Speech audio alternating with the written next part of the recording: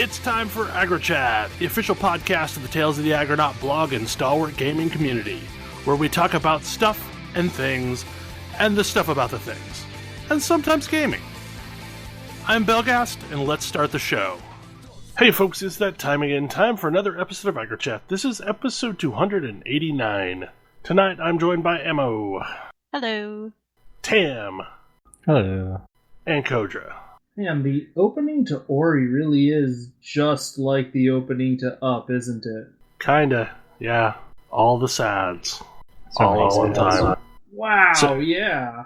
So, I'm gonna warn our listeners that, I may go into coughing fits. I'm gonna try my best not to do those while on the air. But I've been sick this week. Also, we're down a handful of people, so it's kind of a more low-key group than normal. So, yeah. Welcome to AggroChat Chill Edition, where we have a few topics, but, whatever. And we're just super chill.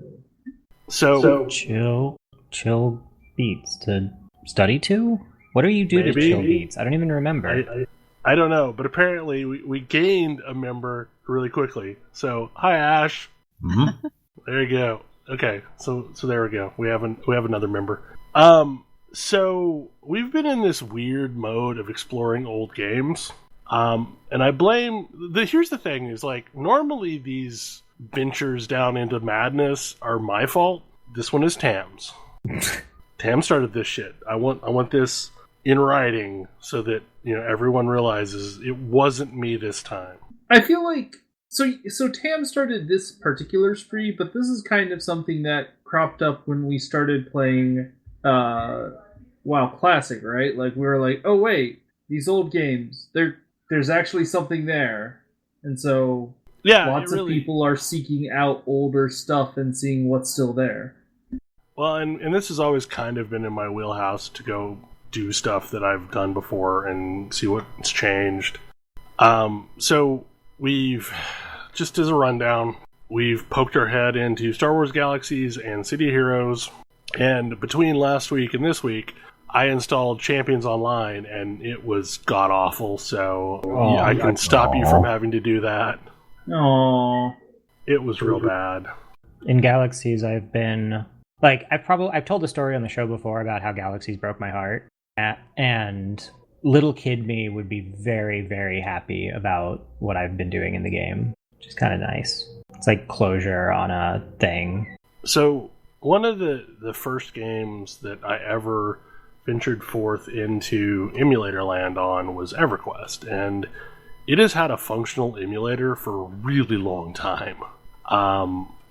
And the most consistent project has been Project 1999. Onboarding into the EQ emulator is not really easy. Realistically, in order to do it, you used to have to track down a copy of EverQuest Titanium Edition and then install it, but update some config files and then create a batch file to keep it from ever patching, and then also keep it in sync with your server that you're playing on. And there were a whole bunch of hoops to jump through, and it was madness. Is EverQuest still alive? EverQuest is still alive, yeah. They're continuing to churn out expansions. Also, lots of loot boxes and shit. Ooh. So, far as I can tell, there are basically 3 entry points for EQ emulator servers. There is the original Titanium Edition method, and I don't remember what expansion that takes you through. But it takes you well past Planes of Power and all that.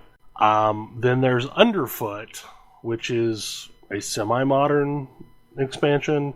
And then there's the Reign of Fear expansion, which is, I guess, one of the more recent expansions. So I went down that path recently and got that client up and running. But, of all of the projects, Project 1999 had been, the most stable, so I started off there. The only problem with Project 1999 is, if you want EverQuest Classic and all of its, 99 2000 to 2001 glory, that is the project for you. Also, it is... I had forgotten how brutally hard EverQuest was at the beginning. Just sitting out front of Caledon on a baby dwarf, I was doing so many corpse runs. It's not even funny. Doesn't that mean you were basically getting no progression?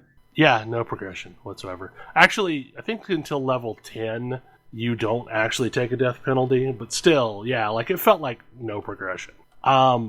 So I decided that was not the great option there, and I tried like a dwarf, and I tried a Shadow Knight, and that was not working for me. And I was like, okay, fine, I will multi-box. I've multi-boxed this game before. The gotcha there is Project 1999 doesn't want anyone to multi-box. In fact, they have software to track how many IPs or how many characters are connected from the same IP, and they shut down access to the login servers if you're connected on more than one character. Yikes. And like, I did not realize this going into it, but also, if they're that serious about it, then trying to circumvent it is probably not a great idea either, because it will just get you banned. So one of the things that's interesting is there's essentially two projects happening at the same time. There is the EQ Emulator login server, which is an infrastructure of the login and onloading people onto the individual servers. Then there's a bunch of different server projects that have different goals. So last night I started poking around on one called EZ Everquest, and it is an attempt to make it a more soloable experience. And it does some nonsense right out the gate. Like, you start off with... So one of the things that you had to track down back in the day was, like, you needed some kind of a regen item, and those weren't easy to come by. You needed some kind of a haste item, and those weren't easy to come by.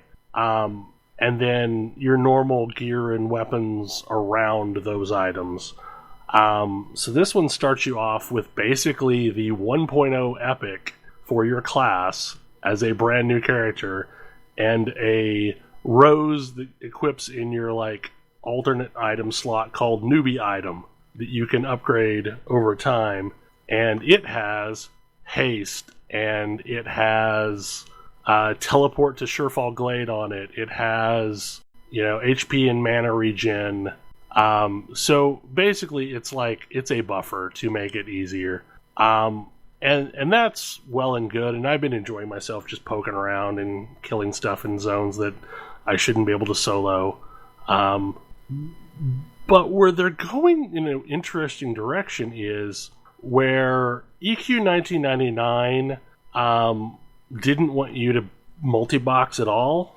This server, on the other hand, fully supports you logging in an army of bots to follow you around, and it supports software to give those bots intelligence, so that you can, in theory, basically have the Gambit system from Final Fantasy, but with characters that you're logging in, so you can effectively raid by yourself. And from what I understand, from level 70 onwards, they've added a whole bunch of custom content that's designed around almost being an RTS for raiding, where you're essentially controlling a team that you run into these zones with, which is bizarre, and I don't know if I'll, make it to that point, but it has been entertaining so far.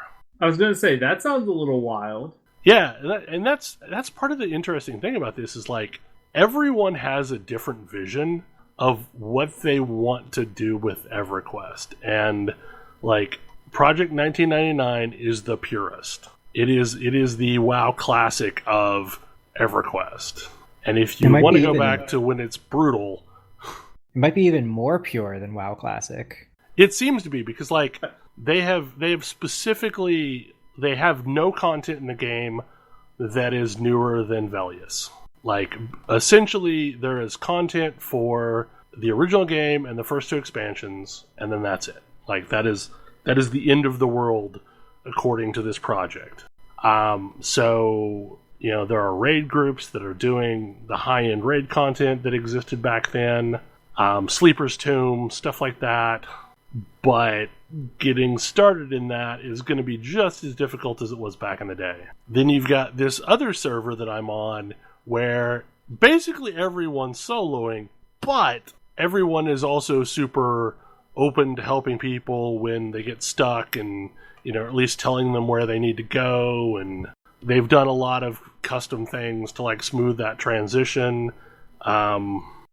They've added NPCs. They basically made Surefall Glade, which was kind of a useless area, into a new hub of sorts. And they've added tons of NPCs that like give quests in specific ranges and will like not just give you the quest, but like if you click a thing, will then teleport you to where the quest is happening. Also, it's in a lot of Korean MMOs, and I always thought it was weird. They've also so one of the things about EverQuest that was kind of a pain in the butt is everything has to be like super manually leveled. So like I remember like basically putting something on the keyboard so that I swam around and around and around in circles to level up swimming. They haven't automated the like weapon skills, but there's a bunch of stuff where you can like talk to an NPC and it will immediately max you out in sense heading, because sense heading should just be a thing that is just usable. Like that sense heading is a skill that dictates how accurate your compass rose is to determine what direction you're going, which is like not a great option. So wait, your compass will not tell you properly what is north? Yeah, that is true. You hit a button and you're like, you think you're pointing X direction, and you have a skill associated with how accurate that is. Yikes. Yeah. So like they've decided some of those things aren't really worthy, so you just go talk to an NPC and they instantly like pump your level up on that skill. But like so far I've only really played on 3 servers, and there's a whole bunch of servers that have, couple hundred players active on them that all have their own rules, and they all seem to have reasonable communities. Like there's PvP servers that are full PvP if that's your thing. Like the server I'm on has, for whatever reason, determined that the over there is a PvP zone. And I don't remember if it was in the original game, because like I definitely don't remember that being a thing. But yeah, like as soon as you zone in, it flags you up, and then when you zone out again, you're not flagged anymore. I will say, now that I've switched over to a semi-modern client from the Titanium client, which was old, is they've done a number of things. Like they've done a shocking number of things to make the game look better than it actually is. Like they've applied a lot of lighting effects and smoothing and shading techniques to make the game look better than it really is. Just because like the graphics are primitive, like they've been primitive for ages. But it's impressive what they've done to where like this almost kind of looks like I'm playing a cel-shaded game because of the way the light's being applied, which actually makes it look much nicer. Shaders can do wonderful things. Shaders are magical. But I think this is probably the end of my madness as far as old games go, because like I have been back to DOC recently. Within like the last couple years, I poked my head in and I'm like, no, I can't do that. The entire time I played DOC, I had a second account with a Bard on it, and I basically dual boxed a Bard and a Champion at all times. And that was the only thing that probably made the game playable for as long as it did for me, because I was fast and I had regen songs and that sort of stuff. And I am not sure if I'm really ready to return to a multi-boxing era. Like, I have done it before. I multi-boxed a ton in EverQuest 2 so that I could effectively do older raids solo with, my Shadow Knight as my main character and my Warden, I think, as my healer character that would basically buff and heal.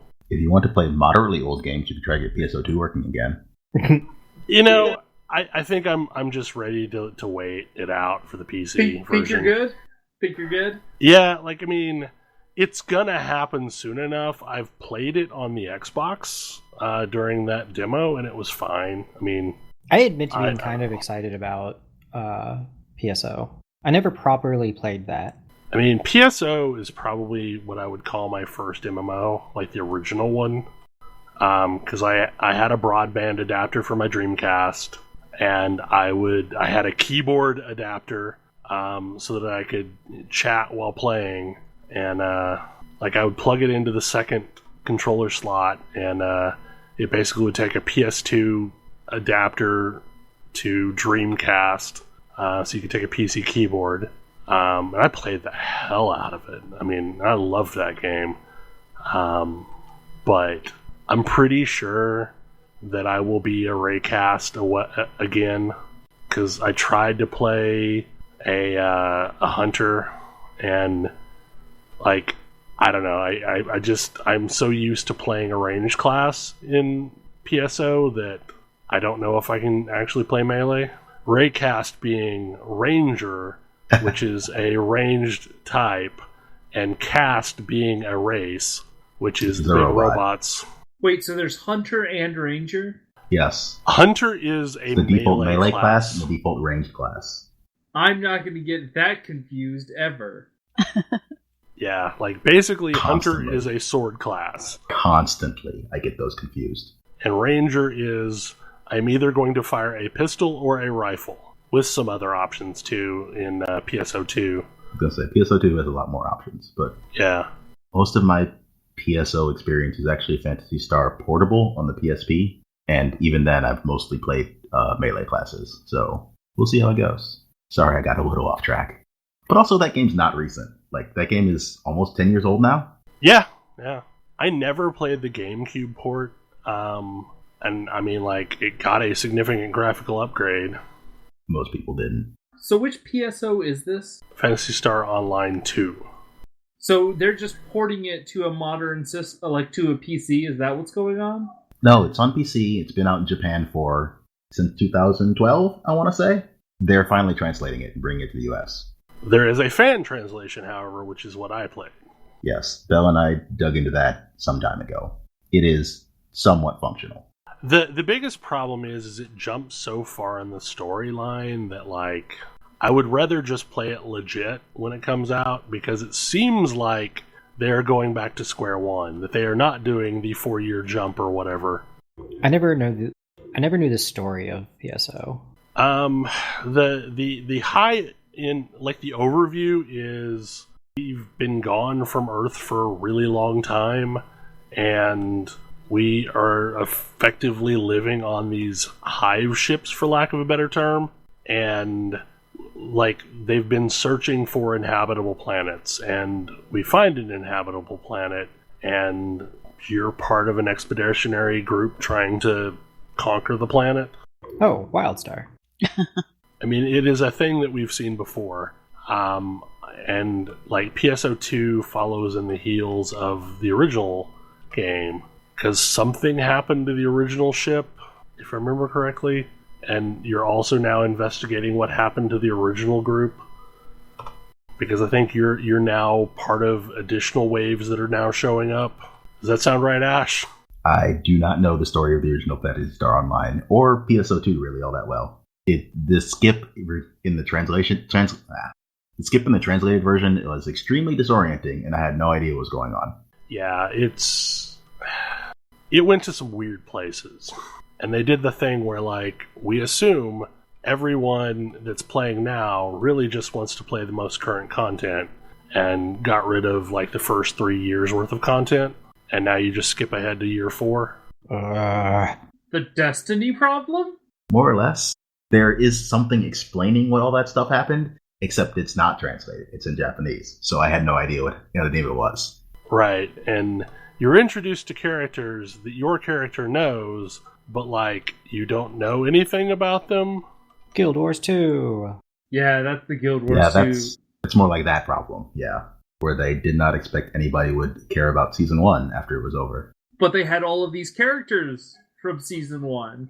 I can't be that mad about it because they're objectively better than the characters from the main campaign. It's true. But, I mean, at this point, I feel like we're probably pretty close to it legitimately coming out on PC. Because, like, when it releases, it's supposed to release on both Xbox and PC. It'll be through the Windows Store, but... Is there an actual date for any of this? Well, no. Okay. Isn't it going to be on Steam also? I thought I saw something about that. Possibly. I'm not holding my breath. I mean, Microsoft did say that they want to start releasing on Steam and on the Windows Store, but also, they didn't even launch it on the Windows Store, though. They're launching it on their new Xbox App Store thing. Oh. Look, it's better than the actual Windows Store. Microsoft, this is yet another storefront you've done. We'll get it right one of these days, maybe. Microsoft's real bad about abandoning storefronts. I mean, I'm not holding my breath. They seem to be content to use other people's stuff nowadays, if it works. Hey guys, remember the Zone? Don't worry, it'll be out in 30XX. Okay, Kodra. You played a game that I watched, I think, most of a playthrough on one of the LRR shows. So tell me about your experiences with Sayonara Wild Hearts. So, I guess I did not realize how much of a rhythm game I was getting into. 100%? It's very much a rhythm game. So, I feel like Sayonara Wild Hearts is more of like nothing in it was ever really hard enough. Well, okay, I take that back. The game does the team meat thing where if you fail, it's going to put you back very close. Like, it's going to kill you and put you back. Like, it's only going to take away a little bit of your progress. You're basically going through each of these songs and you're doing various actions to the rhythm. And it's sort of this interesting, like, visual auditory experience. The songs are great. The, like, action that's going on is wild. You are...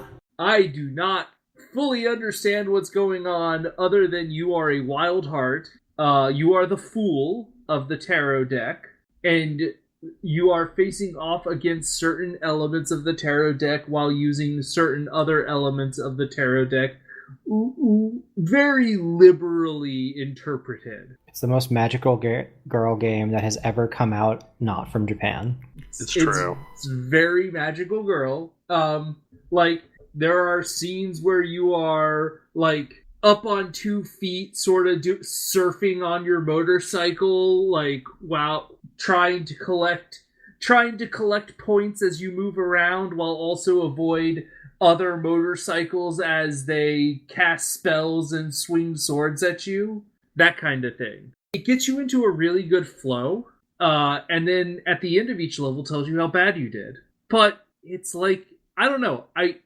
If you're up for a short experience, it's like 2.5 hours. I beat it in a plane ride. And it's very, very pretty, as it tells the story of you, the magical girl, going and fighting other magical beings and their corrupted, broken hearts.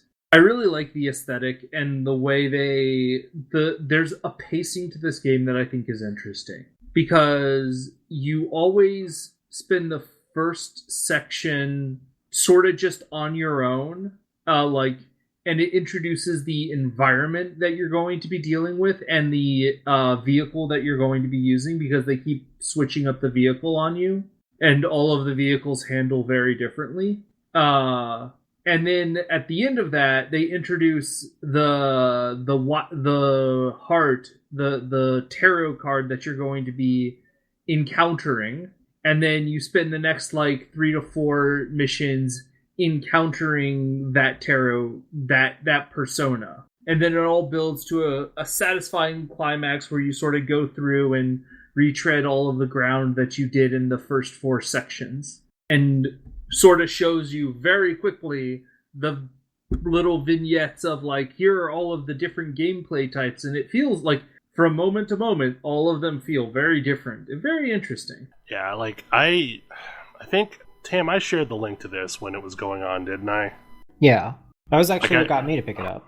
Like, I just happened to be watching the Loading Ready Run Twitch stream when they were playing through it, and like, I was completely enamored with watching it, but also after having watched it, I feel like I don't know if I necessarily need to play it because rhythm games aren't necessarily my thing, but it was a delight to watch.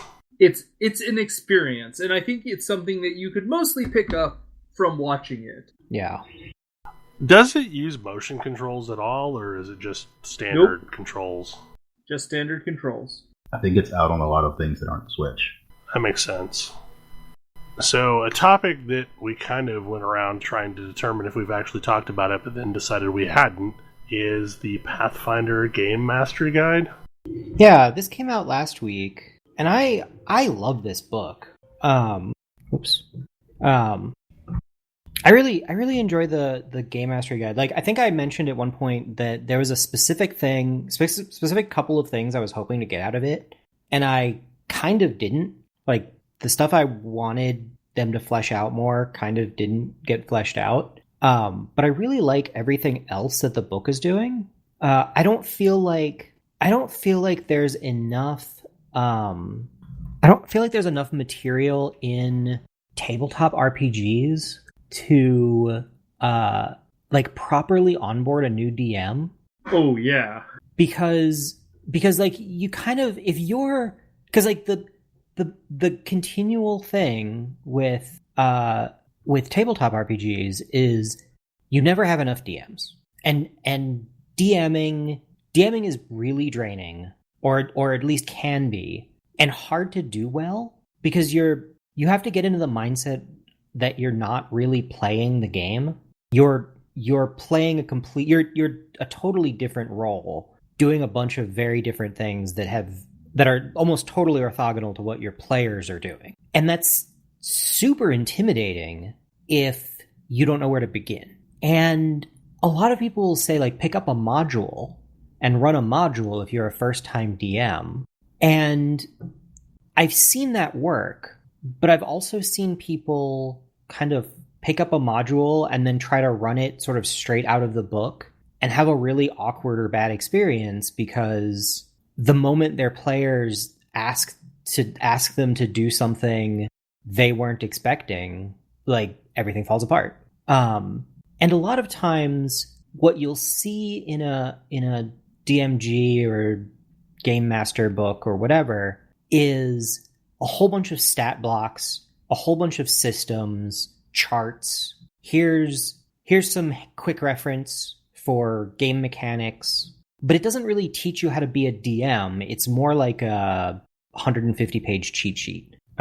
There's not really anything on player dynamics or how and when and why you might want to use certain mechanics, stuff like that. And I'd say about 60% of the Pathfinder Game Mastery Guide is totally system agnostic. It talks about how to put together groups. It talks about scheduling. It talks about how to figure out what kind of campaign to run, the kinds of questions you should ask your players before a campaign begins, and how you can know like how to tell when your players are having a good time and what to change if they're not. I mean, it's got a whole section on, hey, you might have some problem players. Here are some ways of recognizing when you have problem players and how to and things you can try to kind of address that. Here are some things that you can do. Here's some things that you can do in order to make your game run smoother. Like, here's good prep work. One of the things it talks about is, and it's something that I've picked up, it's something that I've picked up over DMing for 15 years or whatever. But when it talks about, like, prepping for a session, and it's like, remember, your players don't know what's in your head. If you're going to prep for a session, figure out all of the things that might take up time that aren't interesting and prep those. As long as you have a general sense of where you want to go with things, story-wise, you don't need to do you don't and probably shouldn't do a lot of story writing prep before any given session, because a lot of that can just go out the window when your players decide to do something that you didn't prepare for. But if you have combat encounters prepped or other encounters that you can just drop in, not only can you make combat run smooth and quick, you can also just drop a combat encounter on your players if you don't know what to do based on if you need to buy yourself time to figure out what to do next. And like, I've used that trick and it's totally opaque. Like, I don't know that I think there's like maybe 1 or 2 times it's ever been obvious that I'm like, I don't know what to do next, time to fight. But it totally happens. Yeah, like I really like the idea of anything that's going to make life easier for new DMs, because I know we've had a couple of experiences where somebody comes out and is like, I am not... they want to DM. They really want to DM. But then, like, once they get into it, they just have a bad experience. And, like, even like, players trying to do their best, it's an overwhelming experience. Because it's a lot of responsibility being put on one person. And it feels like we don't do a really good job of... We've never really had a great resource for how can you sort of get through this? Like, the reason I say for myself is use modules is because I've never felt comfortable prepping my own stuff. I'm really interested in checking this out as maybe a resource to use that I can make my own game. Yeah, and there's also this culture. It's not just in... It's going to sound super familiar for anybody who is, I don't know, a nerd born between 1965 and now. But there's this extreme culture in D&D circles where DMs love to brag about how many hours they spent prepping a session and how much work it went into prepping their campaign. And like, I spent 20 hours prepping this week's campaign. Like, and it's like, that's super intimidating and not sustainable. Or like, if you happen to be the kind of person to do it, but like, if you want to be a new DM and you're hearing every other DM like proudly talk about how they spent days and weeks prepping for a single session, like, that's not going to encourage you to want to get into it. And like, I mean, my DM dirty little secret is that I time box myself to not spend more than 20 minutes prepping for any given session ever. And sometimes sometimes a session goes less well than I imagined because I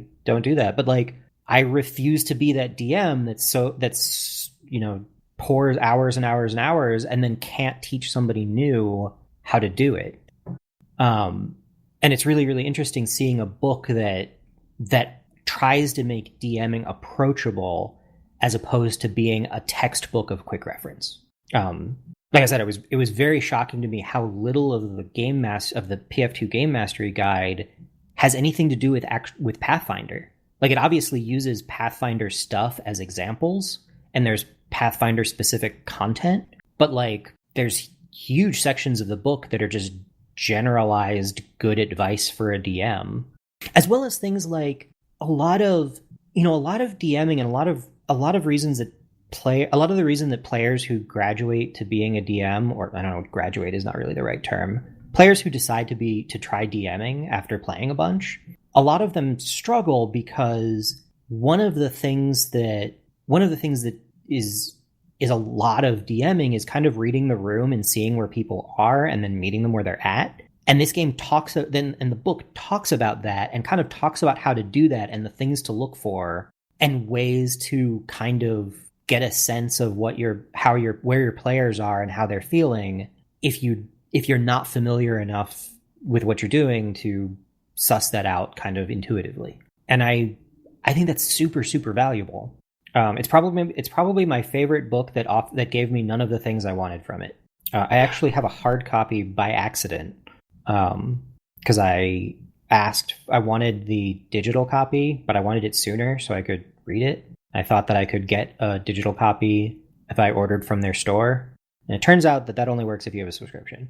And then they did not get around to canceling my physical order before it shipped. So here we are, I guess. But I'm happy to have it because it's also a book that I can loan to people.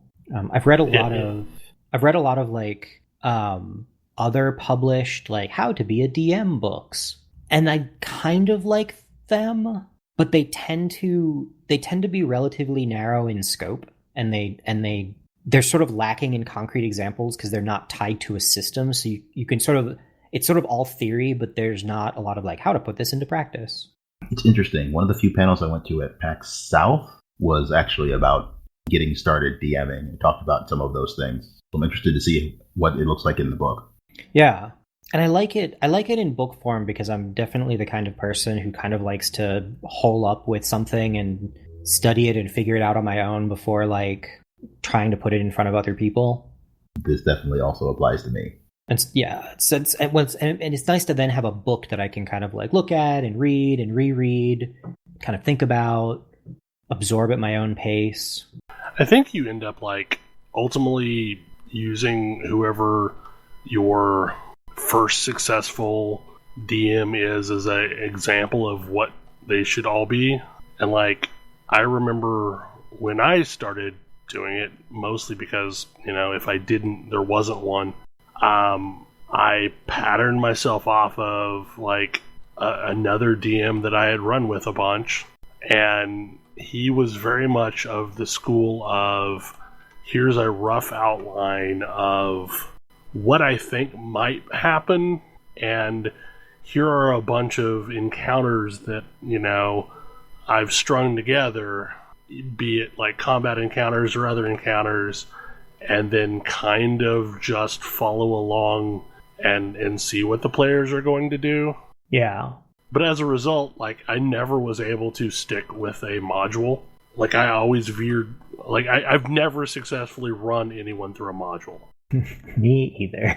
Like, I was just like, okay, so I'm going to use this map that was in this module, but we're going to go in different directions with it. Yep, this sounds real familiar. Because, like, trying to follow a module and also trying to steer your party down that module always seemed like way more work than just kind of rolling with the punches. In my case, it's because one of the first groups that I ran for would read the modules ahead of time and then tell me I was wrong if I deviated from it. That sounds like a miserable existence. I mean, it wasn't quite that cut and dry. It was more like, I'm going to gin up having read the module, I'm going to gin up a reason that I should know the thing in this module so that I can find it out quicker than I'm supposed to or whatever. That's a special kind of power gaming. I didn't have to deal with that, but like I did have to deal with the fact that most of the people that I ultimately ran with were doing it for only their first or second time. I mean, until fairly late in high school, I didn't have a pretty regular group, so it was kind of, you know, very transitional. So there'd be like a couple of us that were constants, and then we were trying to make other people interested in being constants. Yeah. There's also a lot of different ways to DM. Like it was very interesting. Like I had the opportunity to play D&D with like some of the original like Redbox game writers. You know, First and AD&D kind of have been doing it since then. Like wrote famous modules kind of deal. And their idea of what the game is and is completely different from mine. But like in a way that isn't my favorite, because it's hyper, like the story is absolutely it was absolutely a backseat to I've drawn a map and we're going to dungeon crawl our way through this map. Yep. And like you can do it, and that's certainly a way to do it, but it's not sort of what I'm there for, I guess. Yeah, it was never a mechanical board game for me. Even though I'm like hyper combat focused, it was more about, I don't know, character fantasies than crossing a board. Yeah. But I think that's also one of those things. I think that's also one of the things that is important about DMing is like, I say, understanding that there's a lot of different ways to approach it and that different players are going to want different things. Because like I'm running a super. I normally don't run very crunchy games, for example, but I'm running a super crunchy game now. I think it's not necessarily everybody's cup of tea, but it's definitely a different experience. And I don't branch out as much as I feel like I should. Yeah, I definitely like. I tend to like playing crunchier games myself, but I don't know. I think you have a pretty good a broad palette. You mostly don't play as crunchy games, but you definitely have a lot of different feels to your games. Like each game is pretty distinct from each other. Yeah, I'm trying to vary my I feel like I want to vary what's the word I'm looking for? I'm trying really, really, really hard not to use the term ludology. Too bad, so you might as well run with it. But like where I feel like I have a relatively broad narrative palette and a relatively narrow mechanical palette, which is not really the right term, but you understand what I mean. And I'm trying to get better at that.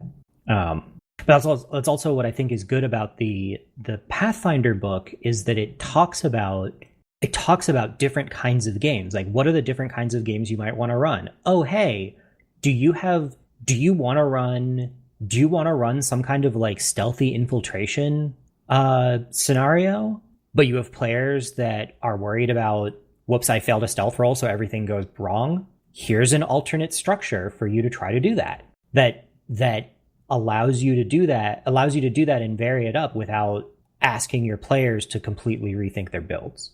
Or like, hey, if this is how you want to do it, here, if you want to do this kind of thing, here's some ground rule. Here are some things that your players might be worried about, so that you can set some ground rules for like, these are things that I am likely to do. These are challenges I'm likely to throw at you. These are challenges I'm not likely to throw at you.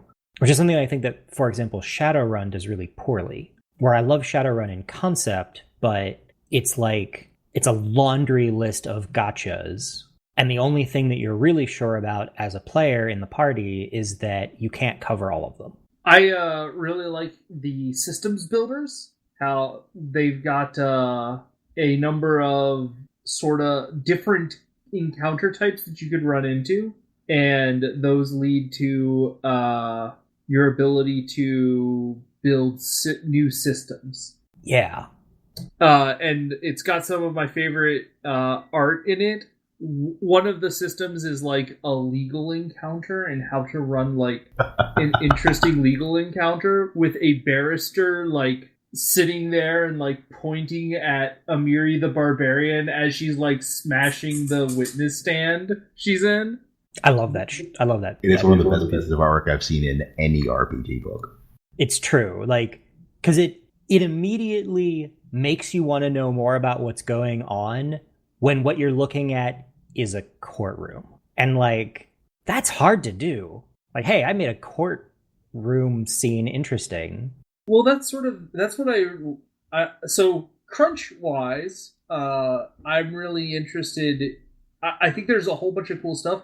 Crunch wise, I'm really interested in their subsystem generation rules. And like, here's how you can do different types of things that aren't just combat encounters and make them interesting. Yes, I super agree. I very rarely feel this way about RPG books. I feel like this one is actually laid out well. Wait, what? Right? The way the book is laid out, broadly, it starts with the most introductory sorts of things first, works their way into, here are the stickier things, and then all of the like, here's crazy system stuff, here's giant charts and sheets, here's crazy items, all of the other madness is way at the end. So the level of complexity of the book increases the further into it you get, which is ideal. It also means if you're looking for those NPC stat blocks that they left out of the core book, you know exactly where to find them. Yes, that's the other thing, is that I know where to find the things I want to find in that book. I was initially frustrated because I felt like I couldn't, because I was like, I have 2 things I'm looking for. I can't find them. What the hell? But it's because they're not in the book. And that's broadly okay. I think that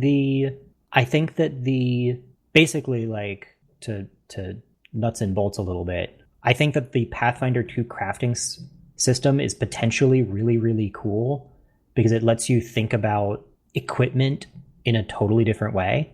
And you can it opens up a bunch of characters like your blade master that crafts their own weapons, and your alchemist who keeps the party in potions through their, continual work, etc. I really, really love those sort of concepts. But the crafting system has some questionable design decisions as far as how long it takes to do anything. Because if you're going to say oh, hey, yeah, sure, the big bad is slowly rampaging across the land, but I'm going to take anywhere from 4 days to 18 months to craft a new sword or make some potions or whatever. What's the rest of the party going to do? Vaguely defined? Who knows? What is the party going to do? Nobody really knows. And so I wanted downtime to be a little bit more interesting or fleshed out. What might you do if you're not crafting? Yeah, I keep thinking that I want to see somebody try and do almost like a crafting focused system. Sort of like how you have more crafting focused MMOs where items have different resources, and so maybe the thing you do is you have to you adventure for resources to craft new stuff. Yeah, I keep on thinking of writing something, and then I get intimidated and daunted and abandon it. Well, I mean, I feel like if you're going to do a crafting focused game, it almost needs to be a hunt for the MacGuffin style game, to where you are crafting something that will ultimately save the day, but you're not the artisan that's crafting it. Someone is crafting it for you, but you're having to go gather the materials. Oh, see, that's the part that I find really at least from a character perspective, that I find really exciting. That's I'm a blacksmith mage. I go out and adventure, but I'm a blacksmith. I've got a day job. Yeah, but it's real easy to hand wave this thing happened, we moved one more stage forward while you were off solving this other problem, but again, back at one of the first things you mentioned was what do you do with the rest of your party while your crafter is crafting? Right, yeah. See, I'm thinking more, and I realized as I was about to say this that there is an actual person crafting it. I'm thinking more Monster Hunter, where you have the gear that you need to continue going out and fighting. You need to kill some monsters or acquire some items that you can use to craft these pieces of gear. I think that game exists and it's called Kingdom Death. Or Kingdom Death isn't actually an RPG, but Yeah, I was going to say, that's not really an RPG. But systems like that do kind of exist in tabletop. I was going to say, do they in tabletop? Because I know they do in board games and legacy games. I guess that's fair. I cannot think of anybody adapting something like that to an RPG. That's why I was so excited when I saw actually much more detailed than I'm used to crafting rules in Pathfinder 2. That's one of the reasons why it's been such a obsession for me, is because I also can't think of anybody else who's even attempted it. It's just time flow that I can't really wrap my head around. Because I could see you doing a split party to where someone's Winry and someone's the Elric brothers.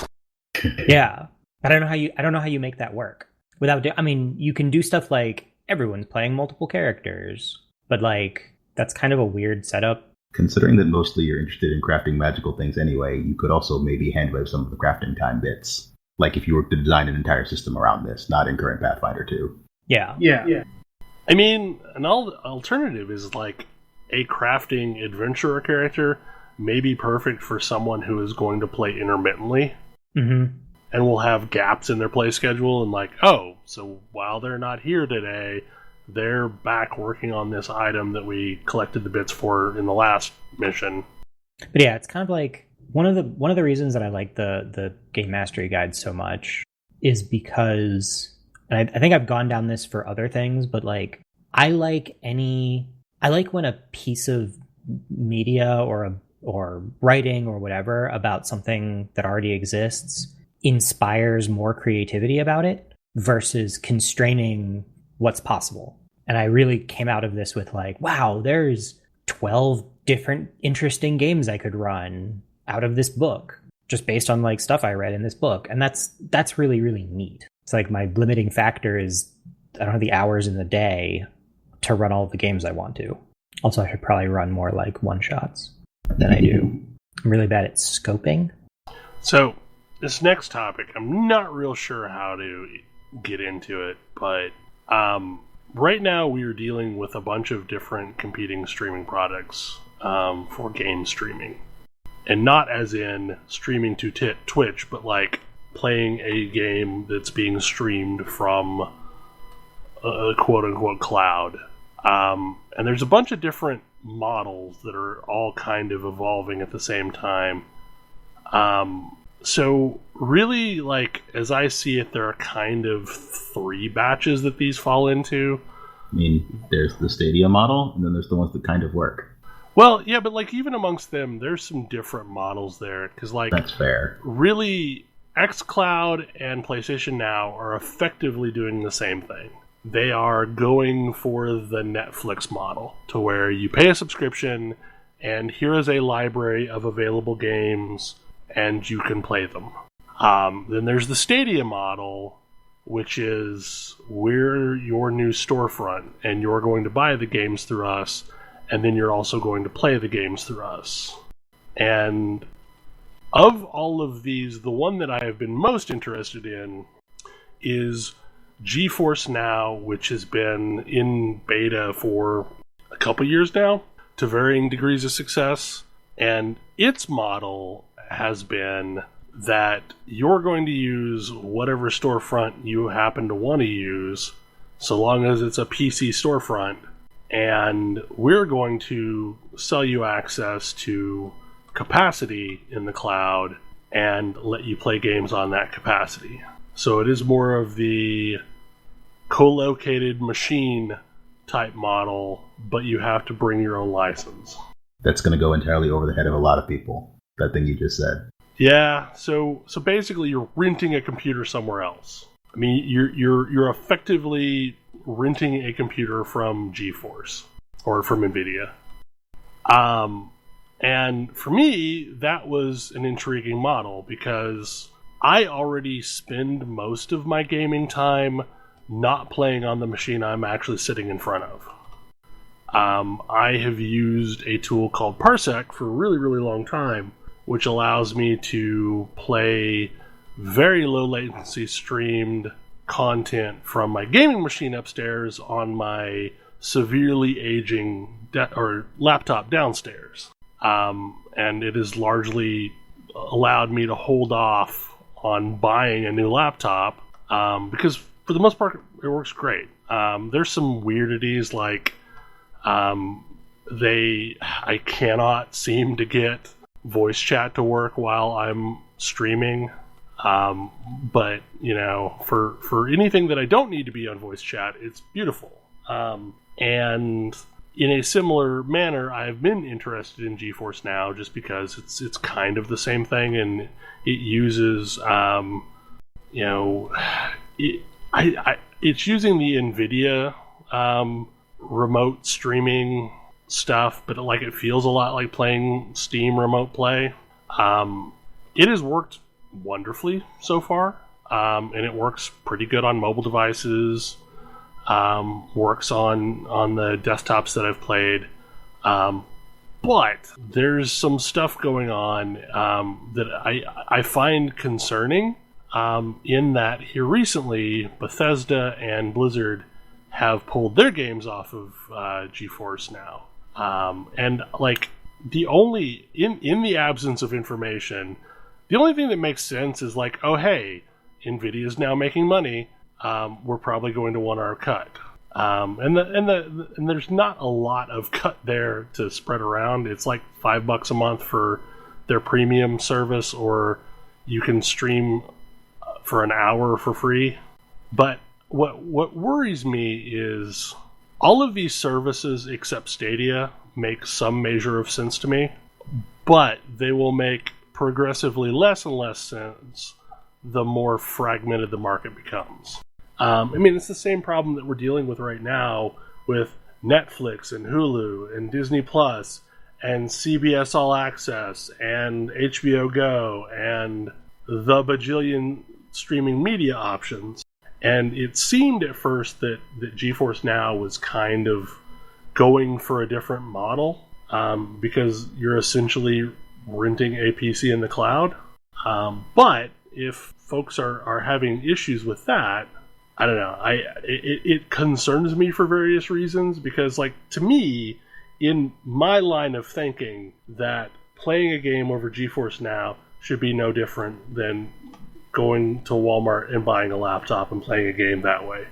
It is a platform to play a game, and it would seem like you would want your games to be as playable on as many platforms as possible. But it seems like that is not the shared consensus.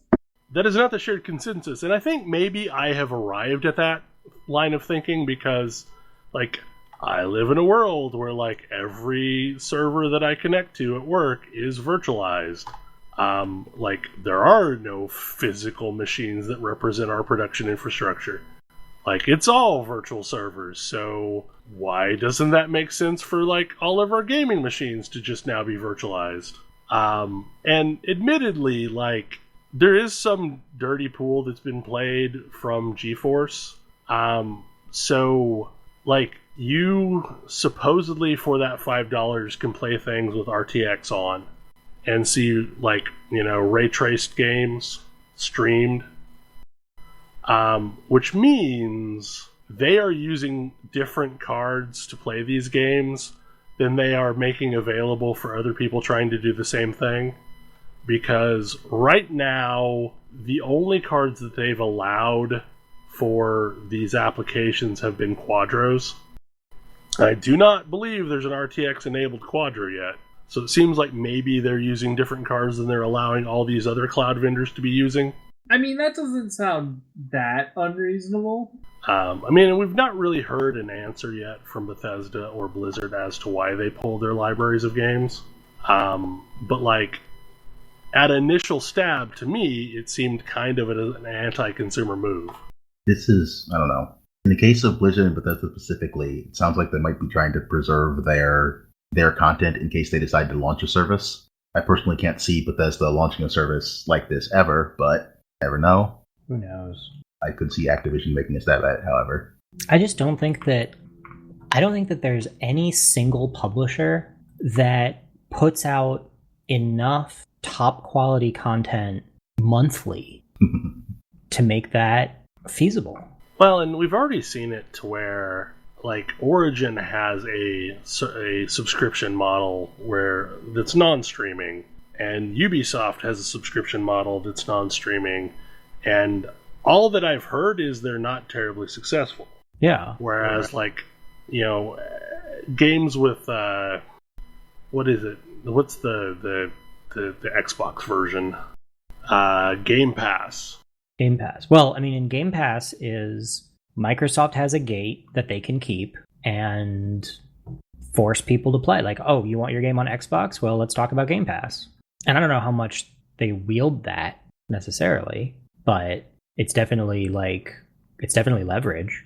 Well, and I think it's also working out because it sounds like despite the game being offered for free, that's causing some studios to make more money than they otherwise would have. Right. Yeah. And I mean, it makes me sort of existentially uncomfortable to be like, well, everything you like is held by these like single monopolistic huge license holders. Hope you are okay with that. Like, all of your entertainment media comes through Disney or Microsoft or Sony or Nintendo. But, like, I certainly don't fault anybody I certainly don't fault any studio for looking at that and being like, no, this is the best option for us. Well, and for the players, Game Pass is a really strong value proposition. Yeah. Like, it's $5 a month, and it has a massive library, and everything that's a Microsoft-owned studio is available on it day one. We've come bizarrely full circle, and some of the best options are there's we've come full circle, and the monopoly is actually kind of okay for the customer, or at least is what customers want. I mean, I would probably own a subscription to PlayStation Now if it worked different than it actually does, because it allows you to play PS4 games on a PC, and like I'm on board with that. Like, I would rather not ever touch a console. I would just play on my PCs.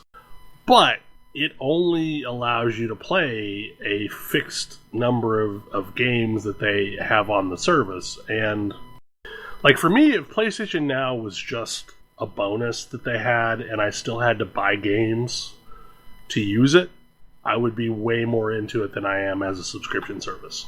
Because like, if I could just log in from a PC to PlayStation Now and have access to all of the games I already own, that would be a much stronger proposition than subscribing for a handful of games to play over streaming, which is, I think, what made GeForce Now really interesting to me, is because, like, oh, hey, it's just going to use the libraries I already have access to. So I'm going to log into Epic Game Store, and I'm going to have all my Epic games. I'm going to log into Steam, and here's all my Steam games.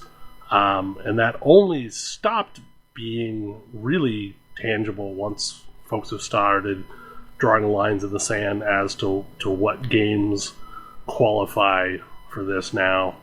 And as I understand, like, I think there are ways to get around these restrictions, because effectively you just have a cloud computer that you can more or less do whatever the hell you want to with it. But I have not done this because I guess I've put my insane energy in other places, namely emulator servers. But yeah, I mean, it was kind of cool because, like, realistically, what I really want, the future that I want to go to, is the ability to play any game I have on any form factor that suits me at the moment. That's the future I want. Like, if I'm sitting downstairs with a laptop, I want access to all the things that I have through other means. If I am laying in bed with a Switch, I want access to all the things I have through other means. Like, do I want to grind something out, chilling in bed, that I wouldn't normally do in other means? Then sure, awesome, let's do that. And I don't, like, I feel like when we start drawing lines between services, we're getting further and further away from that utopian vision of mine. Man, I oscillate back and forth really hard on that one. Because yeah, I broadly agree that'd be great, but then I also think about, like, well, what if you made a game that was, like, intended for a particular form factor? I mean, I would either want to play it or not, I guess. I don't know. Like, I tend to not like form factors that deviate from what is the normal form factor for me. Yeah, that's what I mean. Which is mouse and keyboard. Yeah, but the DS was so great. Yeah, no, not really. Like, I have 3 variants of DS. Some of the things that some people did with that system were great. And everything that came out in the first 2 years that people tried to force the system's features to be used was awful. But, like, I know there's games on those... There's games I want to play on the 2DS, 3DS. But I just don't want to play it on those devices. And as a result, I just continue to bounce off of them, even though I own multiple.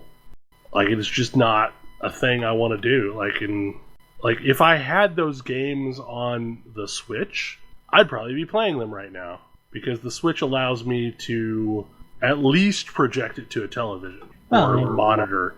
Like, I don't like handheld screens.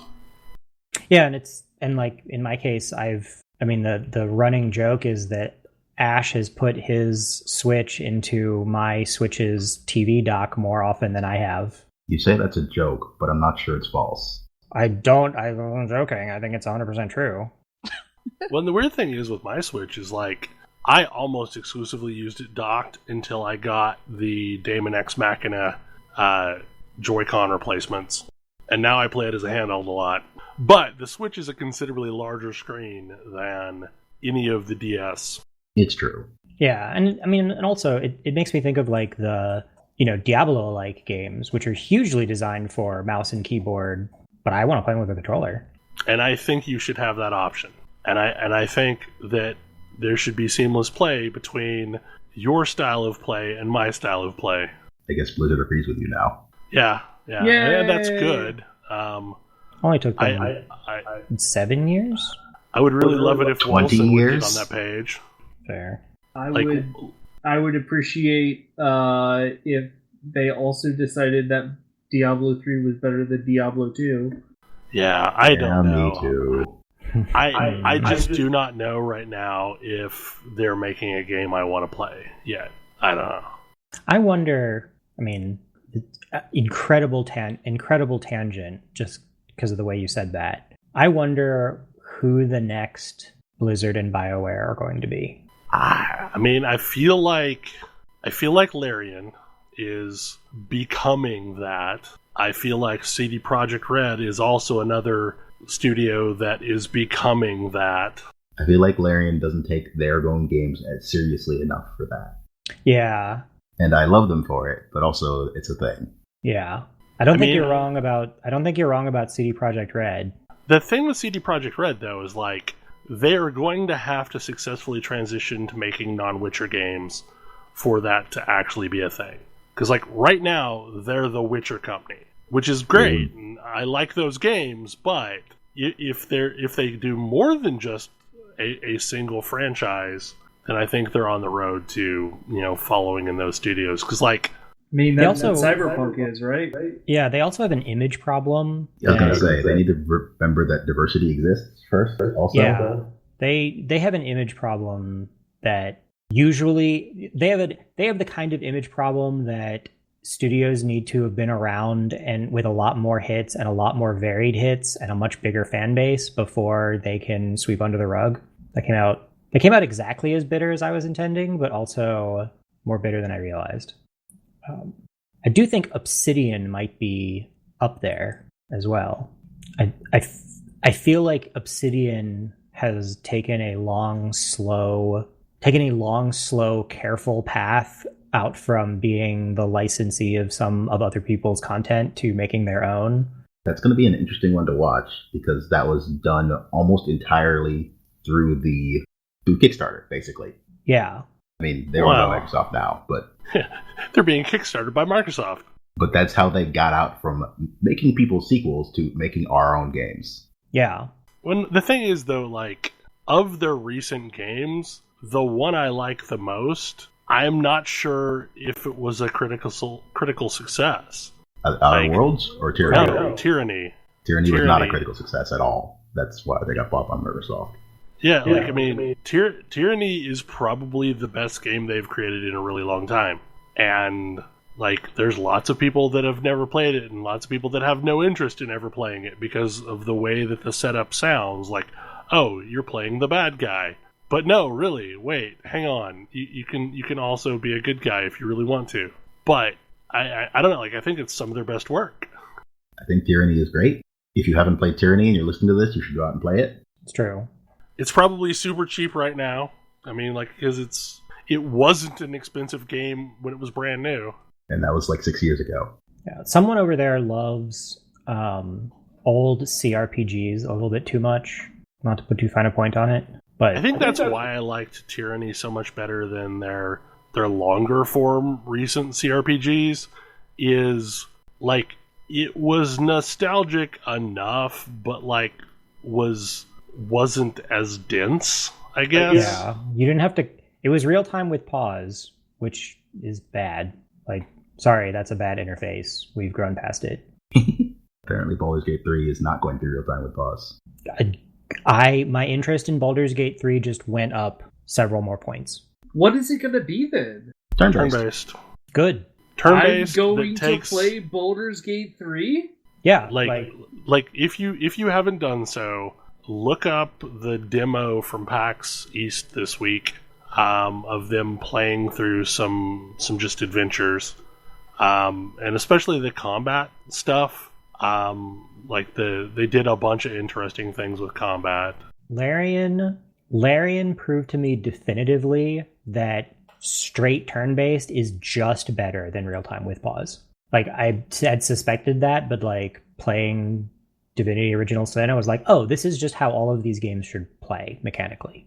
This is great. If I'm playing multiplayer, I want a slightly more obvious message when it's my turn. Like maybe a screen flash and screen shake, possibly a billboard. But otherwise, the number of times that I heard Ash patiently be like, hey, it's your turn, are beyond counting.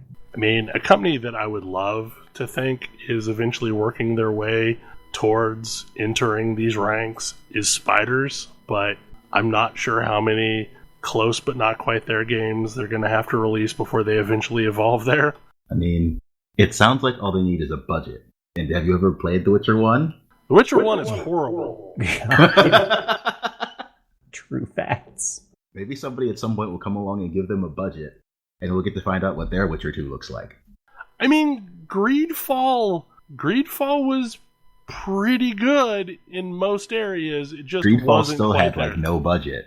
Yeah, like I mean, I'm amazed at what Greedfall pulled off without a budget. Like, and I guess that's the thing is like, okay, so I know they've not had budget for these things, yet they can knock games out like that are like most of the way there. Like, there's always some awkwardness, and like really, the awkwardness is they haven't figured out how to do a user interface and just general mechanics. Yeah, I mean, because like all of the games have had a problem with the way they control. Like, UX is hard, yo. Just, I mean, I know you're gonna say just copy what somebody was already doing. Yeah, I know. Yeah. You know how hard that is to actually do. It's hard. I mean, if certain key combinations do certain things, because it's always been a situation where like one or two of the keys that you have to care about are on the wrong things, and you can't change that.